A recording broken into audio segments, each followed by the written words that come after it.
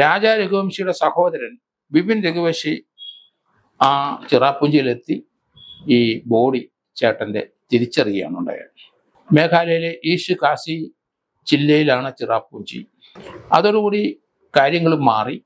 ഇവളെ അന്വേഷിച്ച് പോലീസ് അവരെ ചിറാപ്പുഞ്ചിയിലും മേഘാലയയിലും അതുപോലെ മധ്യപ്രദേശിലും ഒക്കെ അന്വേഷിച്ചെങ്കിലും മൂന്നാമത്തെ ഒരു സ്റ്റേറ്റിലാണ് ഇവരെ കണ്ടിരിക്കുന്നത്. ഇവരെങ്ങനെ അവിടെ വന്നു, ആരാണ് അവരെ കൊണ്ടുപോയത്, ഇവരുടെ മധുവിധു ആവശ്യിക്കാൻ പോയപ്പോൾ മറ്റാരെങ്കിലും പിന്തുടർന്നോ, ഇങ്ങനെയൊക്കെയുള്ള ധാരാളം കാര്യങ്ങൾ മനസ്സിലാക്കാനുണ്ട്.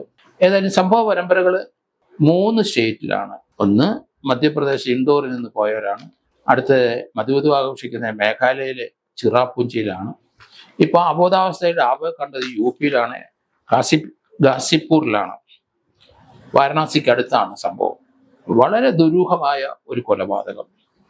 എന്തിനാണ് ഈ പുതു മണവാളനെ ഇവൾ കൊന്നത്, എന്തിൻ്റെ ഉദ്ദേശത്തിൽ, എന്തു വേണ്ടിയിട്ട്, അതൊക്കെ ഇനി പോലീസ് അന്വേഷിക്കേണ്ടിയിരിക്കുന്നു.